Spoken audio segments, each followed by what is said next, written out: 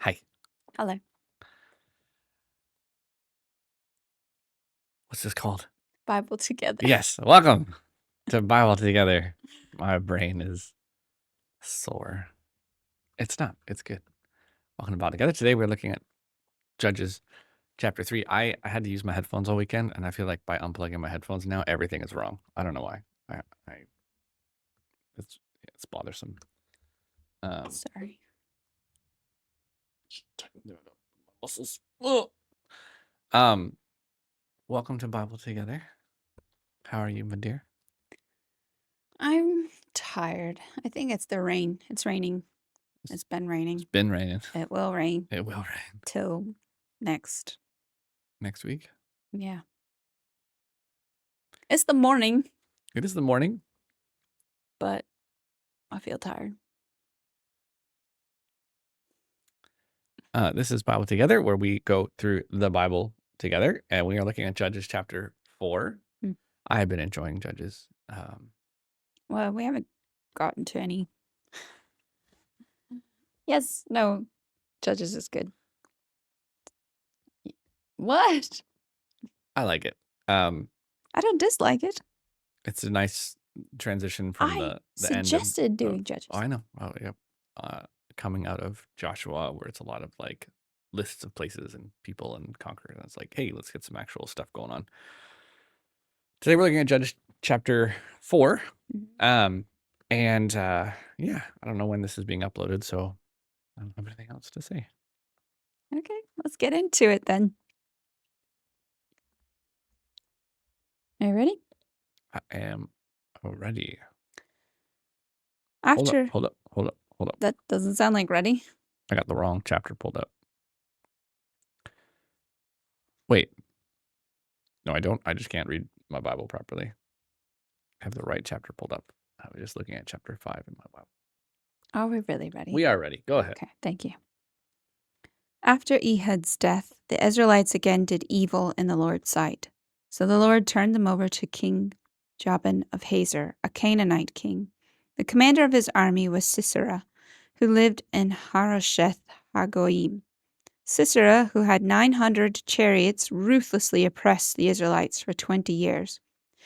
Then the people of Israel cried out to the Lord for help. Deborah, the wife of Lapidoth, was a prophet who was judging Israel at that time.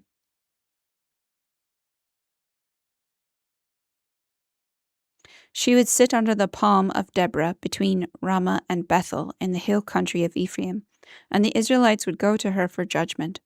One day she sent for Barak, son of Abinoam, who lived in Kadesh in the land of Naphtali. She said to him, "This is what the Lord, the God of Israel, commands you. Call out 10,000 warriors from the tribes of Naphtali and Zebulun at Mount Tabor, and I will call out Sisera, commander of Jabin's army, along with his chariots and warriors, to the Kishon River.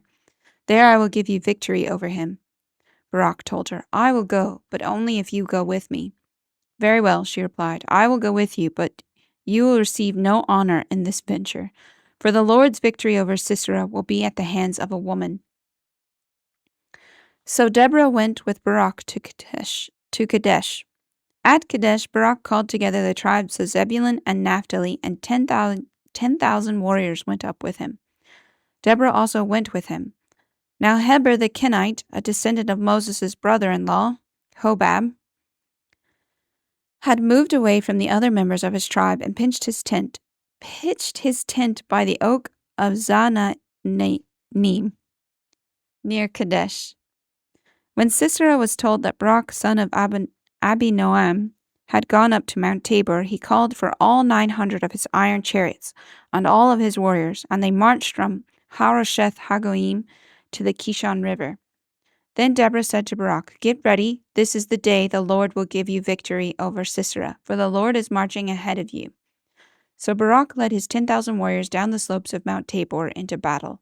When Barak attacked, the Lord threw Sisera and all his chariots and warriors into a panic. Sisera leaped down from his chariot and escaped on foot. Then Barak chased the chariots and the enemy army all the way to Harosheth Hagoyim, killing all of Sisera's warriors. Not a single one was left alive. Meanwhile, Sisera ran to the tent of Jael, the wife of Heber the Kenite, because Heber's family was on friendly terms with King Jabin of Hazor. Jael went out to meet Sisera and said to him, "Come into my tent, sir. Come in. Don't be afraid." So he went into her tent, and she covered him with a blanket. "Please give me some water," he said. "I'm thirsty." So she gave him some milk from a leather bag and covered him again. "Stand at the door of the tent," he told her. "If anybody comes and asks you if there is anyone here, say no." But when Sisera fell asleep from exhaustion, Jael quietly crept up to him with a hammer and tent peg in her hand. Then she drove the tent peg through his temple and into the ground, and so he died. When Barak came looking for Sisera, Jael went out to meet him. She said, "Come, and I will show you the man you are looking for." So he followed her into the tent and found Sisera lying there dead, with the tent peg through his temple. So on that day, Israel saw God defeat Jabin, the Canaanite king. And from that time on, Israel became stronger and stronger against King Jabin until they finally destroyed him. Well,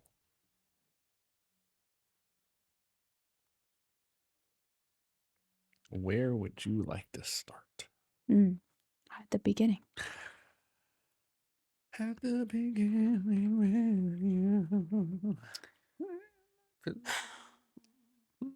What is the significance of having a chariot during your attacks? If you have a ground attack, how is that helpful? Well, so Just paint a picture for me so I can understand. I think the thought was cavalry is helpful against an infantry. Cavalry can, Because you have the high ground. the horses can just blow through the people. What if you have stakes? That affects the first row, typically. How awful to be on the first row. It's interesting. Archers. Yeah, so archers would have been super helpful, but the bow wasn't really around yet, from what I understand. Really? Not prolifically, no. At this time? It's growing.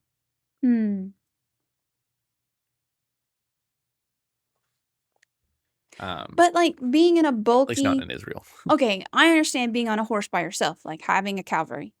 But what is the importance of being in a chariot I think behind a the chariot horse? was a more defensible position. Because you could protect yourself from The swords horse and arrows. I goes- don't think they had swords, right? The horses, some did, but it But was like mostly not the whole pillaged. army. No. What did they fight with then? Pitchforks, clubs, hammers, mace, mallets. Maybe spears. Spears make more sense. You can make a spear. You can make a sword. A wooden sword? Well, I mean, they're not growing from trees. Okay, I'm just saying, I don't think swords, because, okay, when you get to Saul, which is very much later, only he and Jonathan have swords because of how rare. Armor. No, swords. Armor. I'm pretty sure it's swords too. So any armor and swords they would have had came from The fighting, from pillaging, from winning victories over. Like they had stuff, but it wouldn't have been custom made for them. The only people who had armor that might have been made for them was the king at that time. I remember in the time of Saul, the Philistines had all the blacksmiths and had all of the technology and knowledge. The Israelites had a lot of victory over the Philistines and the Canaanites over the years and took a lot of stuff. I don't think not until after David. No, all through this period, this sword exists. I know it exists. So when they're winning these victories, they're taking it. Like, okay. So it would have been a hodgepodge of weapons and armor, and that is kind of the case until World War I. And maybe, and maybe you don't really have a fighting strategy at this point. Maybe all you have is, I know I've got a lot of men, and we're gonna meet up at a line, which I think is pretty much until the First War. Even then, the lines. Even then, there were lines. Were there lines in the Second War too? Right. It gets a little. It's not until Vietnam that you get. No, that doesn't even count. Vietnam's a whole other issue. I know. Jungle warfare is a lot different, right? But that's how warfare. After that, that's how warfare changed. There's no straight lines. There's no coming to the line. I think there's World War II. One our one greatest warrior will defeat your warrior and you'll all come to That us. wasn't normally a thing. Okay. Like, you went to war intending to fight. You would hope to not have to, but you also would hope to somehow win dominance. Mm-hmm. But okay. So The chariots. in World War II, they had a front line. It's not the same as World War One. Right. It was just like where the warfare was the worst. But with tanks and airplanes, it all gets real fuzzy. So it doesn't really matter. Okay. Chariots are significant here because they're imported. Right? Okay. We actually looked this up From in Egypt? Joshua. Didn't we look it up? No, Egypt steals them. They're parasites. Yeah. But well, as a civilization, they were for a long time because they were ruled by so many different We did people. look this up. But they come from like Russia or somewhere up in that area. Yes. Right? And they are not unique, or they're not originally from this region. And so what it means is this person that they're fighting against either has wealth or a lot of power because they would have had victory over nations with chariots and they're accumulated iron. them. I can't imagine they're light. They're not made of iron. It says iron chariots. Right here, 900 iron chariots. So typically they would have been made of wood. So this is Maybe even they were more lined special. with. This is even crazier, yeah. Yeah. So But they're heavy. They're gonna roll over people. So the person mounted on the back. So it's basically like a tank. Kinda. But so like when you watch Lord of the Rings, when you watch Gladiator, when you watch movies with hand-to-hand combat like this, and there's always people on horses that are fighting from the horse position. And that to me always feels insane. Because it seems so exposed and vulnerable. Yeah, they like can stab your horse, they can chop your leg. Somebody can't just go like from the other side of you, right? And I think the idea is that you could also knock a man's head off from that. Sure, you're up here doing this, but what about that guy over there?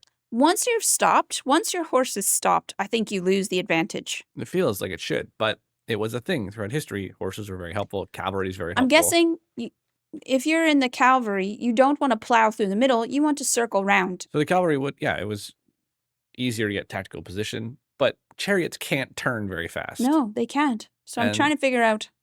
So I think it's a more defensible position personally to be behind the horse. You let the horse go plow through people and you're just kind of chilling behind the horse in your little battle tank going. But they're not very practical to make.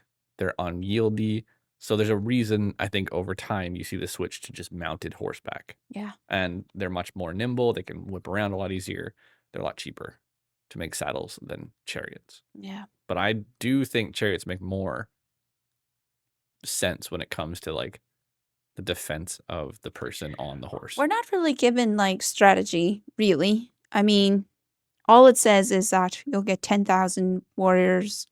And I think we're given the impression that he's like, okay, we're going to move together as one instead of like some sort of formation or having archers in the back.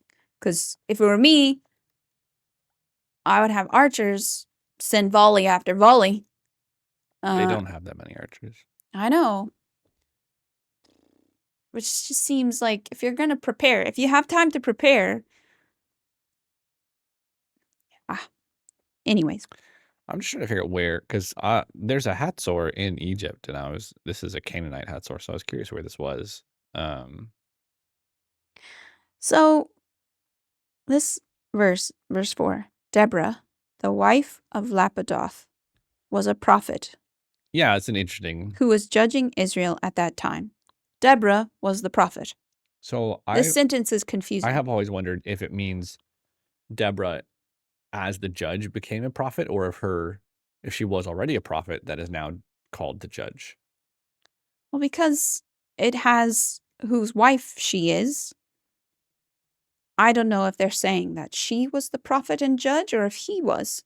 I think it's assumed she was the judge because, it says Deborah becomes Israel's judge. But that line seems a little, I mean, I think like her husband's name is an aside. Like, it's just not. I think she's the I actually prophet. didn't. I don't think I ever realized her husband was listed. Yeah.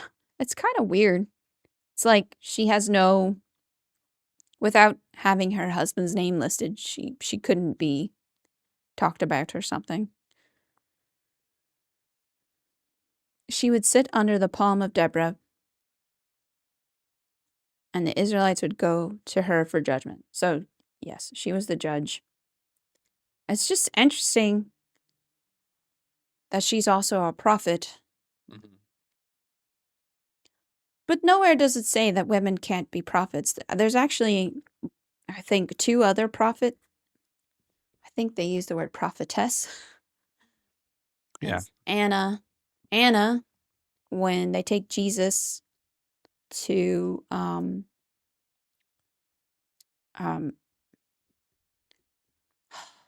when they take Jesus when he's newborn, Mhm. she that guy, is it Simon? The old man. Yeah, Yeah. who's I have seen the Messiah.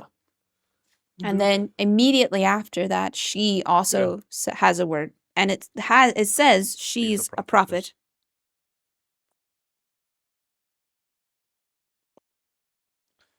Um, I think it's Luke. Luke chapter 1, isn't it? No, it's Luke 3, the prophecy of Anna. Anna, a prophet, was also there in the temple. She was the daughter of Phanuel from the tribe of Asher. And she was very old. I think there's one other. I think her name starts with a T.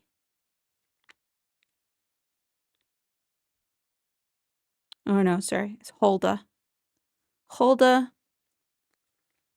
Hold the phone. Um, really, it says Isaiah's wife is referred to as the prophetess. Hmm.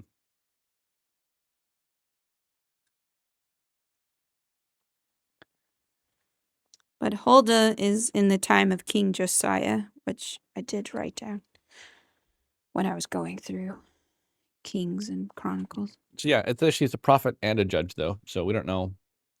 And it's But a prophet is, by definition, anyone who has the word of God, has a word, like is a messenger of God's word. it's not always a full-time career. It's not always a No, sometimes it's lifetime a career. message, or in the case of like Isaiah and Jeremiah, like their whole lives. I want to say, I mean, Jeremiah or Ezekiel, like when their prophecy's over, go back. It references them going back to what they did before. Daniel has to be a prophet, right? Yeah. Yeah. But only the later part of his life, I think, would be considered a prophet. No, I guess the interpretation of dreams, right? Like that's a prophetic word from God. He says, all right, king, this is what the Lord is Well, and telling he you. delivered that message Yeah. too. Like, I don't think you can be a prophet and keep a message to yourself. Daniel's a bit of an odd book when it comes to its categorization, because I think it is tactically in the minor prophets. When in the different like categories of the English Old Testament, Mm-hmm. you've got the law, the major prophets, the wisdom literature, and the minor prophets. And the history books. Sorry. Yeah. When we rearrange this room, we Yeah. might need to put 2 tables up, or you gotta move over or something. I, I'm not doing anything. I haven't moved. Your face is moved. Yeah, I'm pretty sure Daniel's in the minor prophets. Where is he? No, he is. You don't. That wasn't my point. The Oh, okay. location of them in the Bible doesn't actually dictate their category. Um, The Old Testament is arranged by similar category today, but that's not necessarily because the categories have changed. Like Jewish people think the categories are different. Oh, our system just had a hard leg. Anyways, but yeah, I would say he's considered a prophet. mhm. I would consider But him. weirdly enough, like I think tactically Moses isn't. Yes, he is. No, I think he must be listed as it somewhere. I think Jesus refers to him as a prophet, but the old Jews don't label him as such. How can that be? They're bizarre. I might be wrong about that, but I Hold remember on. having this like breaking of my mind when I figured that out, or when I read that for the first time. No, come on. Let me see. Yes, in Deuteronomy chapter 34. Since then, no prophet has risen in Israel like Moses, whom the Lord knew face to face. And in 18, Moses prophesies that God will raise up a prophet like me. And then Hosea, the Lord used a prophet to lead Israel out of Egypt. Prophet like Moses.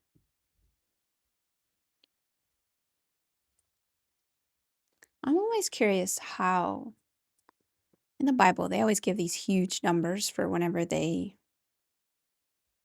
feeding of the 5,000, or they had 10,000 warriors just from 2 tribes. How do they count that? How do they know? Like, with even in recent history with the Romans, you knew how much one of their a legion was. Yeah. Like you just knew that they traveled in that number, and so I guess there must have been other subsets of numbers. Or like, I have a legion, I have 10 legions, so that must be something else. Or do you know what I mean? Like categories. I'm just curious, like how they knew there were 10,000. Did they have little like, I have 100 of this group, and that's what this is, and you're a part of this group? Like, how did they know? Like, just my computer's having a hard time. I think it's just overheating. I gotta find a way to lift it off of the table with this tablecloth. Get that box over there. That brown box that looks like it used to be a cassette holder or something. That the mouse is on top of. Maybe. I imagine that they I imagine that they, like, tribal leaders and family leaders, like, have to know the numbers and relay them. It's curious that they have such a nice round number. Well, it wouldn't have been round. No, I know.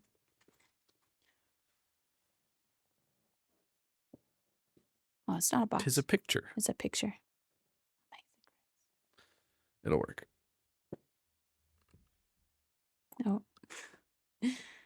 Your computer's in. Oh no, I guess it's not in frame. No, not really. Ah, okay. Okay, let's move on. So Barak tells Deborah, I will go, but only if you go. And she says, very well. I will go with you, but you will receive no honor. It's an interesting thing, right? And the victory will be at the hands of a woman. What? I'm guessing, like, as a military leader, you definitely want the victory. You want the win. Yeah. And I'm guessing, like, even in later time, like, you'd have David's men. They won on behalf of him, right? And it was his victory. Right. For the most part. I mean, I'm sure they had honor in it, but it was his victory. And here, the Bible pretty clearly says that, like, to die by a woman's hands is just the worst. So I think there's something else going on here. Yeah. As well, which is, sorry, I'm gonna try and close something.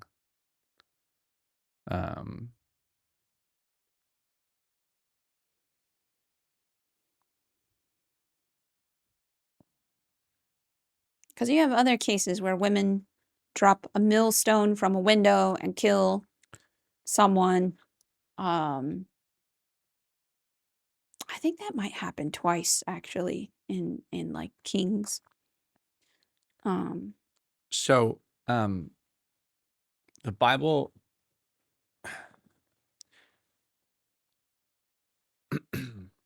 I think a lot of people look to Deborah as an example of, like, strong female leader and like a good like prototype of women leaders in God's army.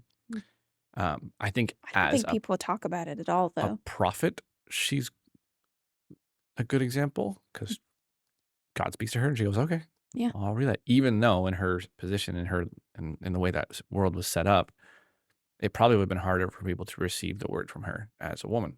Hmm. But God doesn't care about that, and so he uses whoever is listening. And one of the things we know about Judges is it's the detailed account of Israel not listening.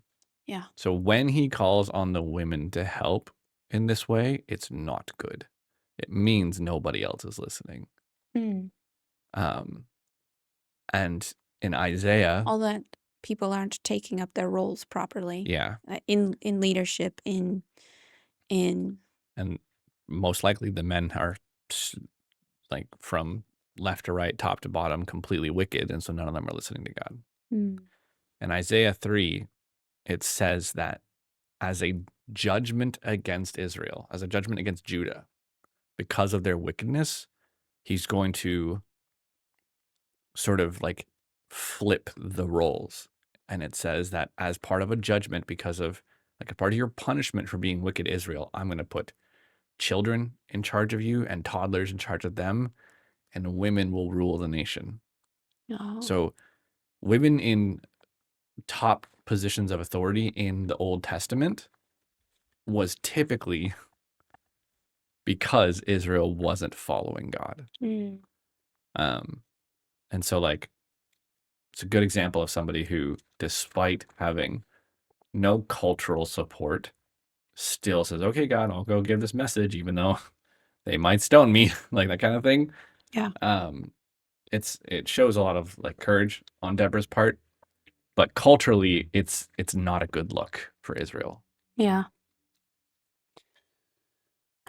And so that on Deborah being in charge, on top of the fact that the woman in the tent gets the final kill, it's all bad. It's Hmm. like look at how terrible Israel is doing as a nation. Yeah. So Heber the Kenite, descendant of Moses' brother-in-law Hobab, wasn't Caleb's also a Kenite, right? Mm-hmm. No. Had moved away from the other members of his tribe and pitched his tent near I'm Kadesh. having a hard time with that phrase. I'm having a hard time in general. But it says that this person, Heber, and his family, so they've moved away from their tribe. And they're good friends with the king of Jabal, right? Or they're on friendly terms with them. Sorry, do you have an asterisk on Moses' brother-in-law? Yes? Yeah. I don't, yeah. I'm still just amazed at Or the father-in-law? That's yeah, still at, confusing? at the blurry line between his father-in-law and brother-in-law. Yeah, it's weird. Um,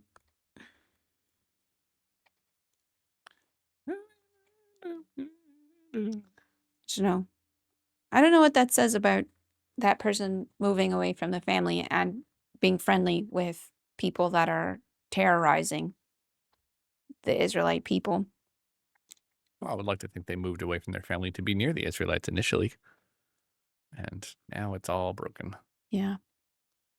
Oh, it might be that. It might be that they moved away from Israel because of how evil they'd become. Maybe. I don't know. Canaanites aren't Israelites, though, right? No, I know they're not. But they were living amongst them for quite a while at this point. No, not quite a while. Not too long, actually. Well, I don't know that they were at all. Because Caleb is a descendant of the Kenites doesn't mean the Kenites lived with Israel. It just means that he like married into the family at some point. Okay. Yeah, I suppose it's okay. So then the Lord threw Sisera and all his chariots and warriors into panic. Which I don't think people give enough credit for, like how often in the Bible these amazing things happen.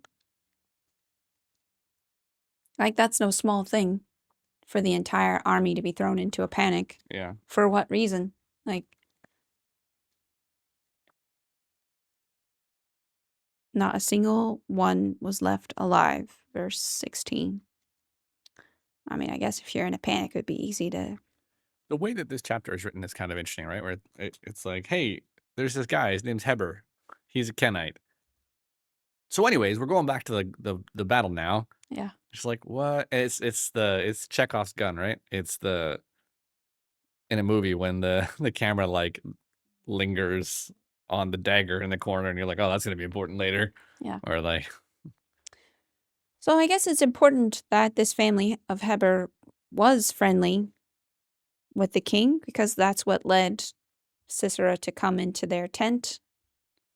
Because, I mean, he wouldn't have otherwise, and that would have been his downfall. Come into my tent, don't be afraid. And she covered him with a blanket. I get the feeling people were a lot more trusting back then.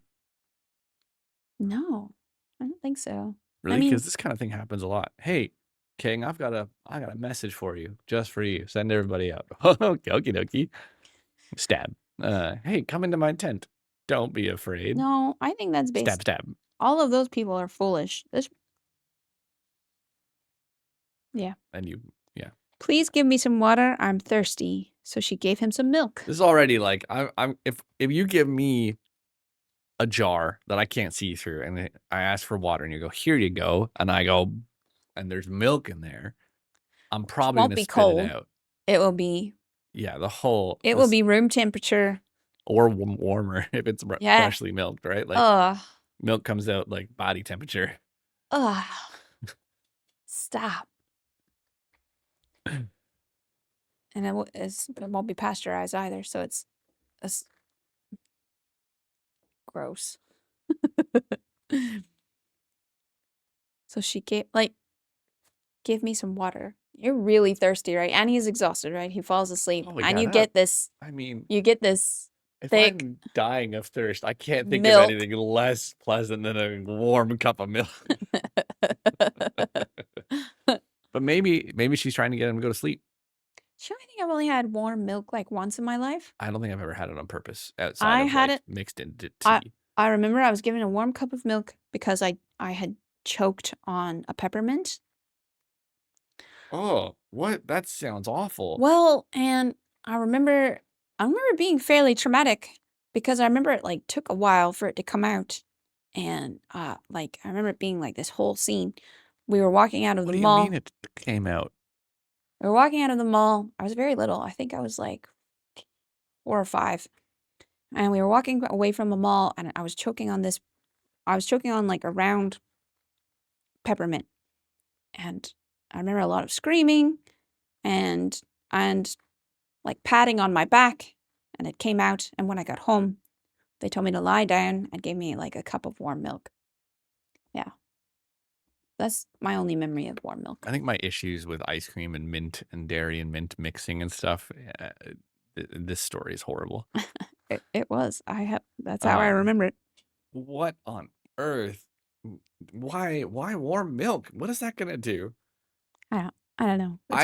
So because of our like cultural heritage being a cup of warm milk helps you go to sleep. I wonder if it's like, hey, maybe the milk is gonna help him. Oh, so you think she planned it? Like, if I give him some milk, he'll... It's a weird detail, right? Please give me some water. I'm so thirsty. Here's some milk, buddy. It's a really weird detail to leave in unless there's a point to it. Yeah, I don't know enough to know that milk actually does put you to sleep. I have no idea. I don't think it does. People, like, I think we'd have to look up culturally. I don't think that there's any scientific evidence that says milk helps you sleep. In fact, it's or probably puts you the to sleep. opposite. Okay, maybe Quite hard for your body. I'm gonna look that up. I'm gonna look that up in my Jewish Bible. Yeah.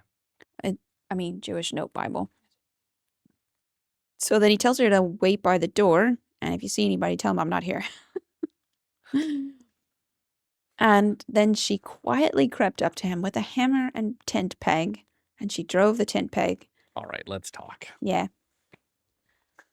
So.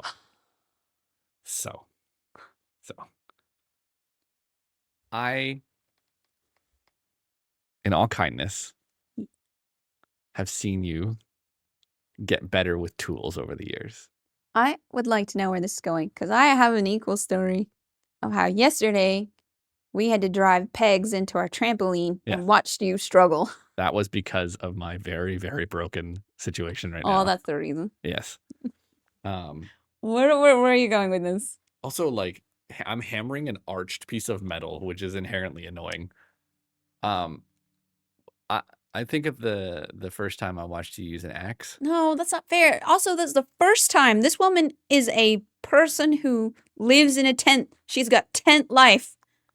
She is knowledgeable about how to put a tent peg in. I'm sure it's everybody's job to put all. There's probably so many. I can't even consider how many So over the pegs there weekend, are. this is a bit of a weird story. Over the weekend, um, the at camp, the volleyball pitch or whatever it is. You were at ARC camp. I was at the ARC camp, played volleyball. Mhm. The fields, the pitches are not like, it's hard to put lines in sand, and so usually you have like straps that are making the lines of the court.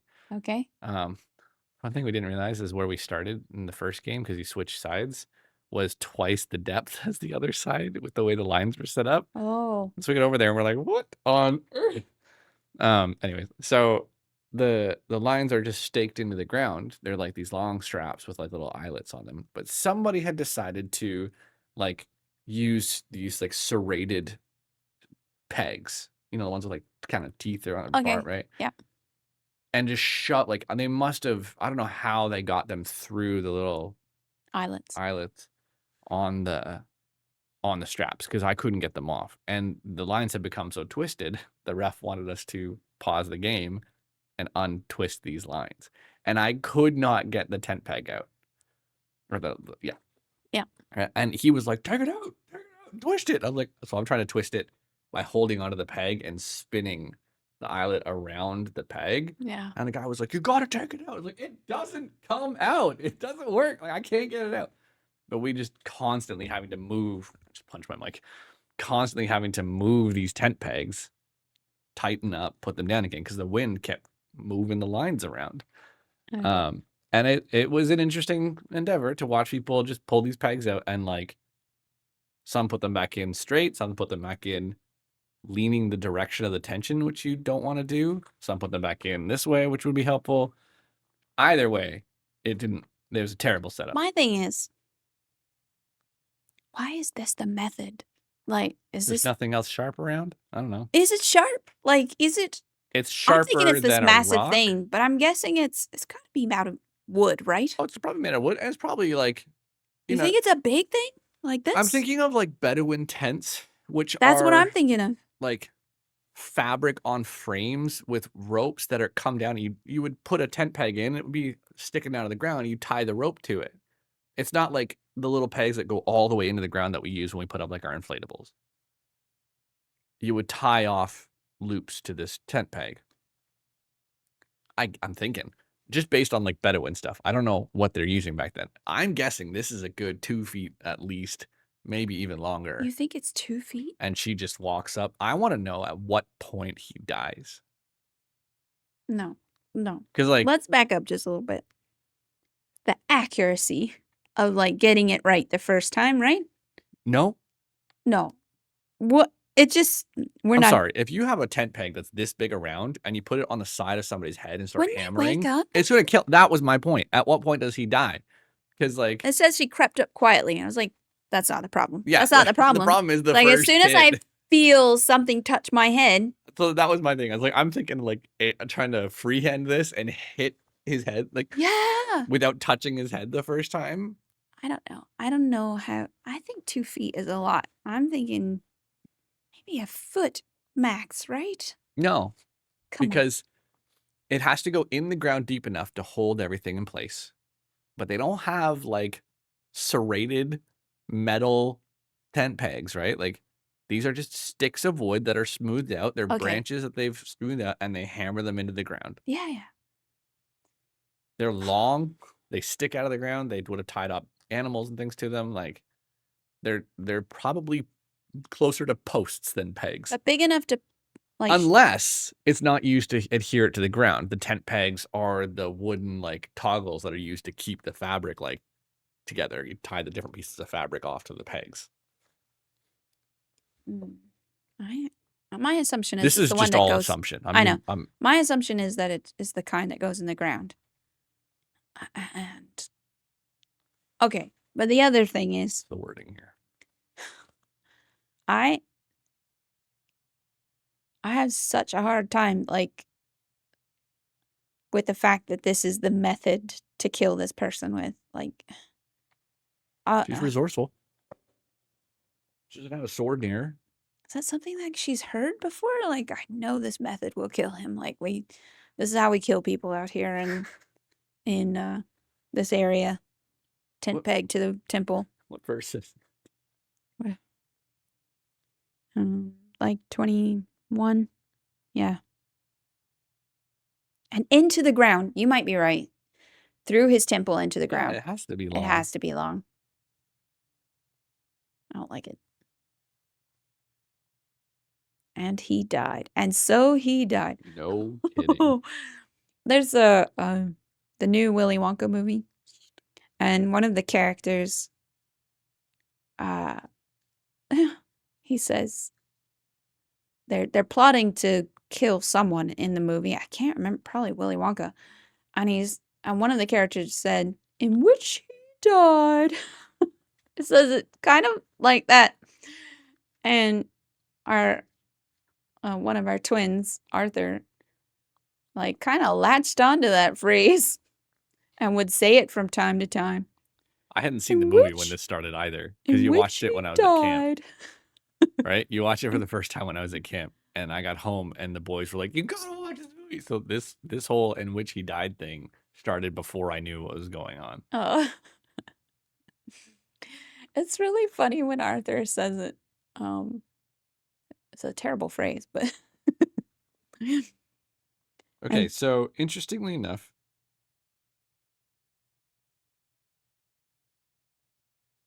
okay.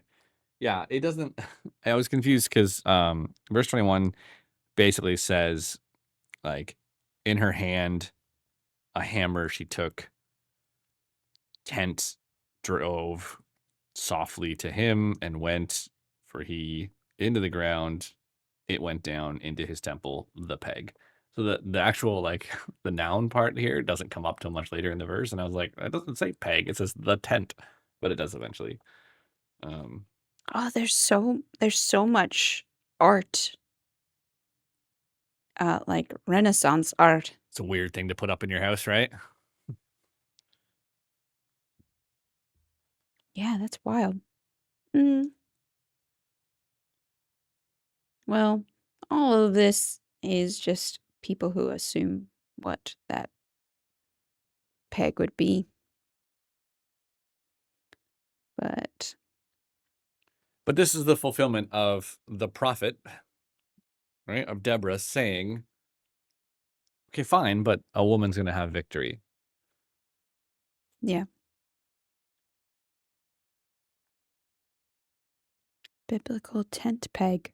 Oh, how interesting. Did you find one?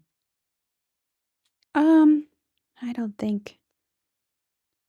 Everything that I can see is all made from metal, and I just don't think. That seems unlikely at this point in Yeah, history. I think it's two. Like, I think this is technically the Bronze Age, and you're not making. Yeah. Is iron before bronze? I can't remember. And here are some wood tent pegs, but they're not old enough for this time period. It has to be wood. It has to be long enough to go through his head into the ground. So yeah, it might be. Yeah, copper, bronze, and iron. Yeah. Oh, so I guess I don't think it's likely to be metal. Either way, yes, this is fulfillment of what Deborah's prophecy. So I would say that was a prophecy. Yeah. I need to go back. Okay. So Barak came looking for Sisera. You just move at that point, right? Like, ugh, you just move your tent. Yeah. Yeah. Or take one peg out, might as well take the rest out. Verse 22, Jael went out to meet him. She said, "Come, and I will show you the man you're looking for." And he followed her, and he was lying there dead. This is where you get out of the tent. And also on that day, they defeated the king. The Canaanite king, Jabin. Yeah, that's the guy they just put the tent peg through. No, that was Sisera. Jabin's the king. Sisera is his commander of his army. Oh, okay. Yeah. I misunderstood that And I for guess my that entire makes life. sense. Like, as soon as you defeat the commander of your army, you got to go chop up. You got to Wait, go so take care of the earlier in the chapter, problem. it says that they pursued they killed everybody. Yeah. Except Sisera got away. Yeah. So did they capture Jabin somewhere? No, at the end, the very last verse of 23, it says, on that day, they defeated him.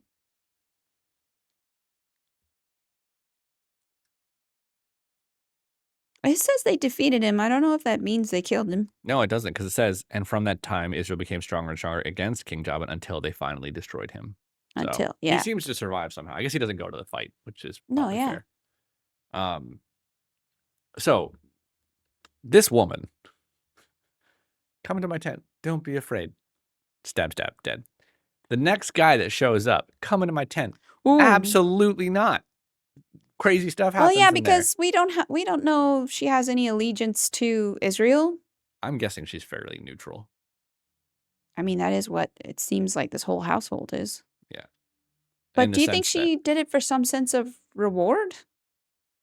God asked her to do it. It's a prophecy, right? We're not.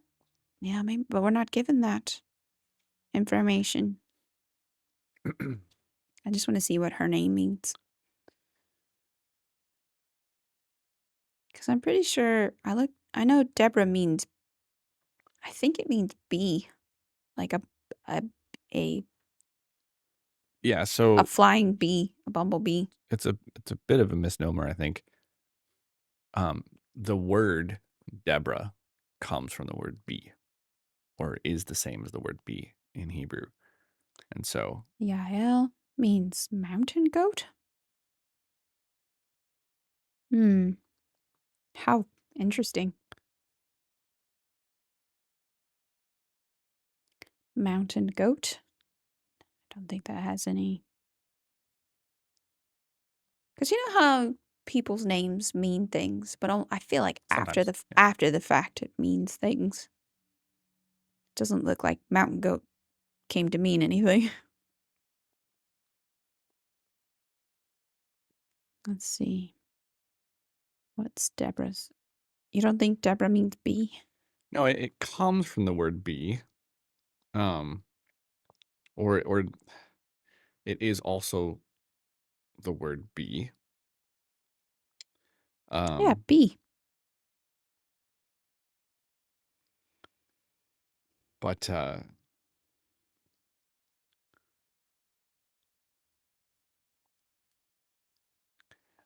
I think it's interesting. Deborah's one of those ones that people know, right? Like, for some reason, if you talk about Deborah, a lot of people seem to know her name also means bee. But I don't think there's any significance to it. Yeah. Most Hebrew words had names built around them as well. Yeah. Like laughter, heel grabber. The Lord saves. Like Eli. I was thinking about this today, right? Eli. What does Eli mean?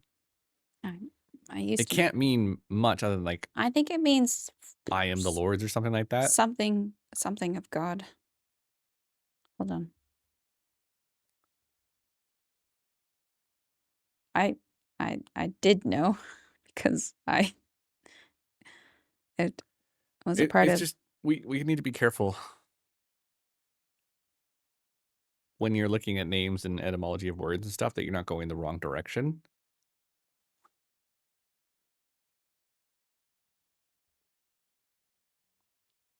Yeah. It means what? I don't remember this. Right here it says ascension. I don't know about that.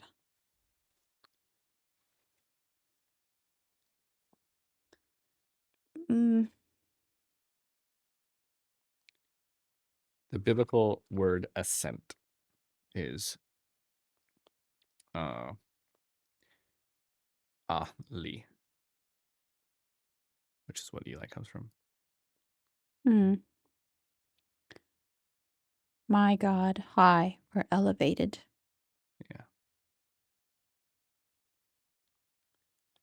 Ascent, my God. I think when I looked it up, my God is what came up Yeah. when we were naming Eli.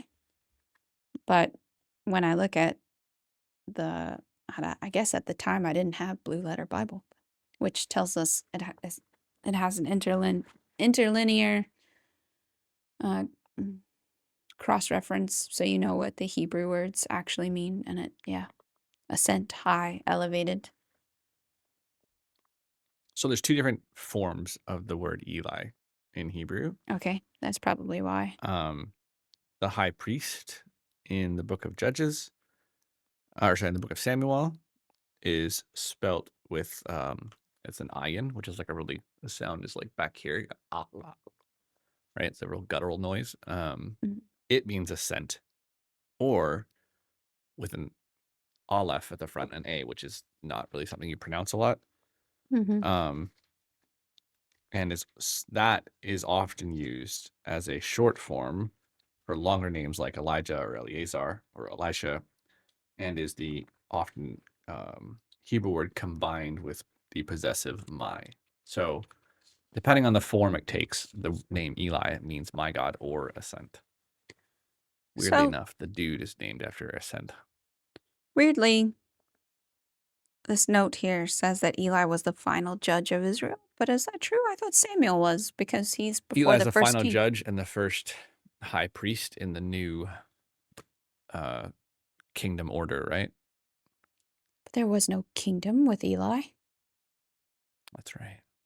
There wasn't, like, Samuel established a kingdom. That's what made Does me the think book of he was. Judges ever mention a high priest? I don't. I don't think so. So If they did, it would be Eli. then Eli is the first time the high priest is mentioned in a while, which is why he wouldn't be considered a judge. Hold on. I'm guessing. The priest of the Lord at the time were the two sons of Eli.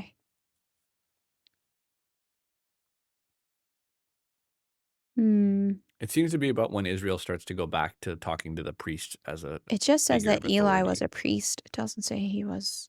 Eli the priest was sitting at his customary place beside the entrance of the tabernacle.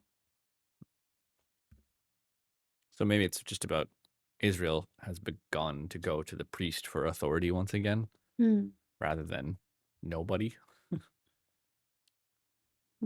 Wonder if Samuel was considered a high priest. Don't know.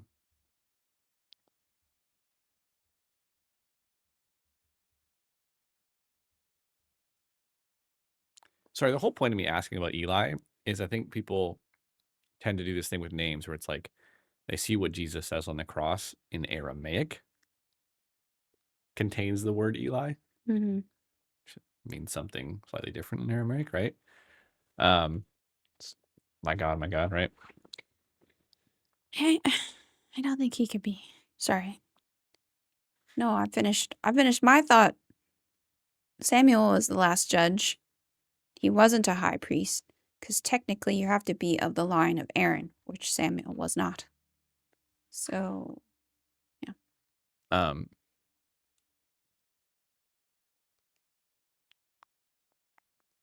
yeah, I don't know. Stop. Sorry. Let's go.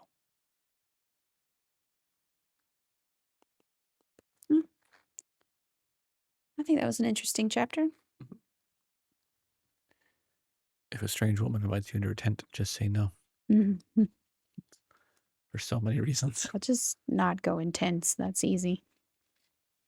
I would prefer never to be in a tent. It's funny how much the phrase "don't be afraid" comes up in the Bible. But if any human says to me, "Come on, don't be afraid," I'm going, "Nope, that means there's something to be afraid of." Oh, yeah, If you because have to usually tell me to not be afraid, there's pretty good reason to be afraid. everyone saying do not be afraid are usually messengers from God, Right. like I angels. know I have surprised you by showing up here and might look like a ghost. But if a person says don't be oh, afraid, come on, it's fine. Don't be afraid. no, I think that happens actually. There's a prophet in Kings, I think, that has a word from the Lord, and this is the one with the lion and the donkey, right? The lion, on his way home, the prophet's attacked by a lion, but he's not eaten. The lion and the donkey his donkey stand beside his body until the other prophet who lied, he's like, oh no, the Lord wants you to come stay with me, even though the Lord told Yeah. him, don't stop on your way home. But this guy who pretends to be a prophet, he says, oh, the Lord gave me a word and come stay with me.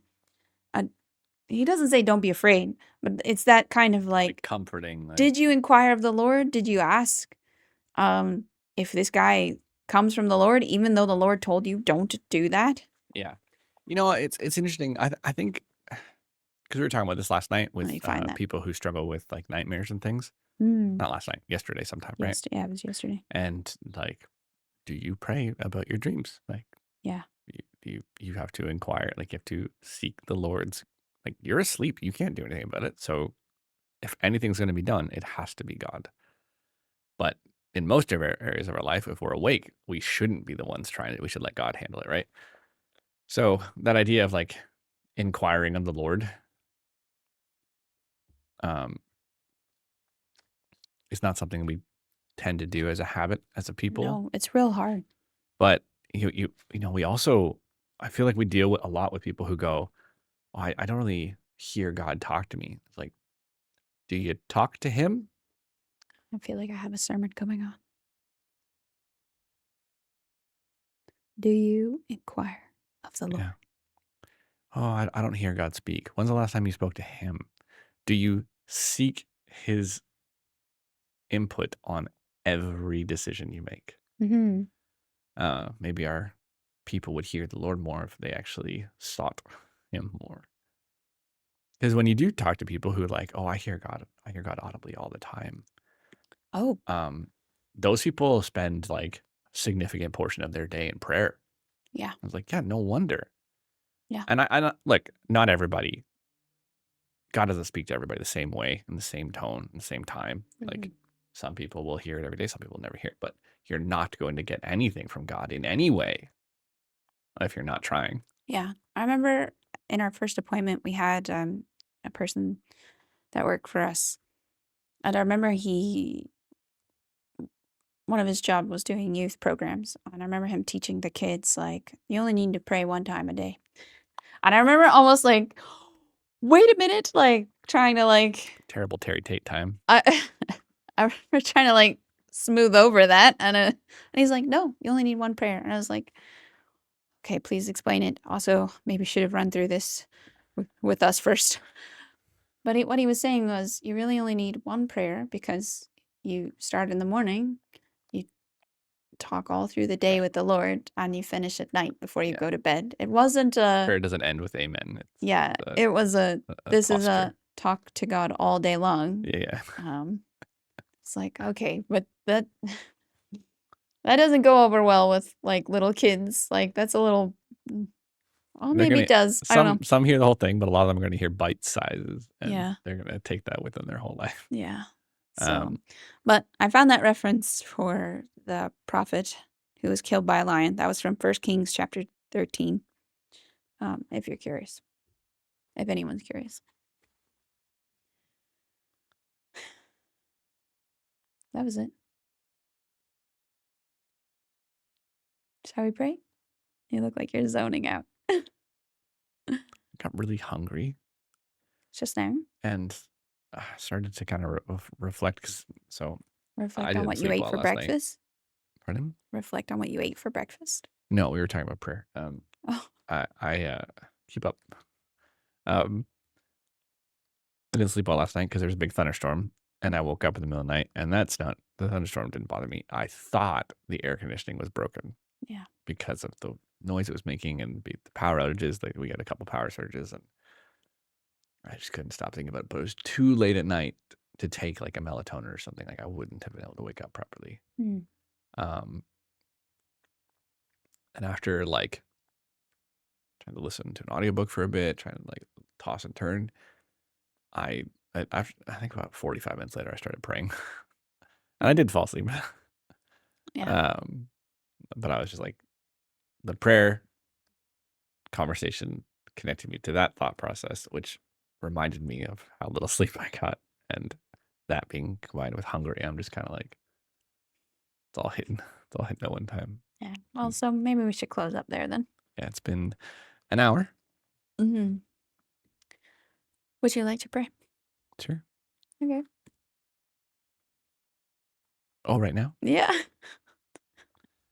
Heavenly Father, thank you for this day. Thank you for your word and that it continues to speak to us and help us to understand more about who you are and more about what you expect from us.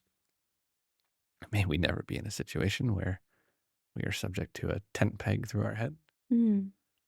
Help us to be a praying people, and people that continue to seek your voice and guidance in our life continually so that we don't have to be put under the authority of judges, but just follow your word and your leading in our life. Just ask that you be with each and every person that watches this, bless their family, their school, their work, their endeavors, and keep us all safe until we can come back and watch the next one. Amen. Amen. Bible together. Go read the Bible with somebody and talk about it. It's quite fun. Yeah. Bye, everyone.